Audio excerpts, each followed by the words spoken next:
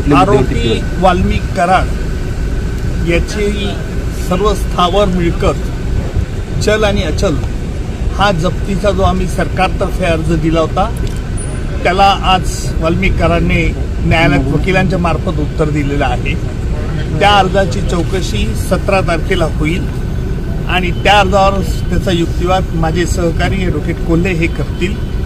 तसेच या खटल्यामध्ये मोकाकाखाली मला दोषमुक्त करावे असा जो वाल्मिक कराडचा अर्ज होता त्यावर आम्ही कोर्टाला न्यायालयाला असं प्रस्तावित केलं की आपण याला दोषमुक्त करावं किंवा त्याच्यावरती आरोप निश्चित करावे आणि त्याप्रमाणे असा आम्ही जो निर्णय घ्यायचा आहे तो एकत्रित सुनावणीत घेण्यात यावा।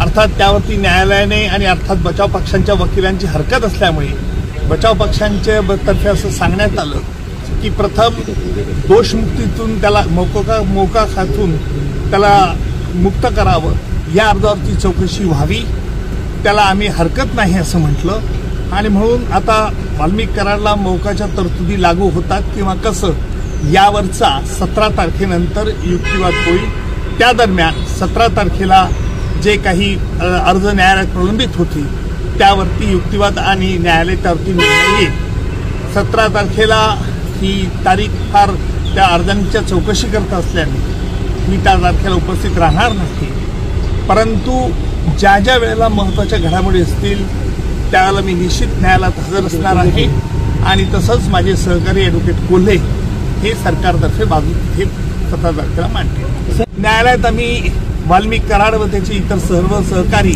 यांच्या विरुद्ध कोणते आरोप न्यायालय निश्चित करावे याची जंत्री न्यायालयात आज आम्ही हजर केली होती, परंतु न्यायालयाने सांगितलं की अगोदर त्याचा दोषमुक्तीच्या अर्जाचा निकाल झाल्यानंतर त्यानंतर त्यावरती निर्णय घेऊ। दोन्ही पक्षाचं त्यावरती म्हणणं ऐकलं जाईल, मग न्यायालय त्याच्यावरती निर्णय घेईल। त्यांनी फक्त वाल्मिक कराडनेच मोकाखाली मला दोषमुक्त करावे अशा तऱ्हेचा अर्ज आहे, त्याला न्यायालयाला आम्ही प्रस्तावित केलं होतं की दोघा अर्जांची सुनावणी म्हणजे जो आम्ही आरोप त्याच्यावरती ठेवू इच्छितो सुनावणी घेण्यात यावं।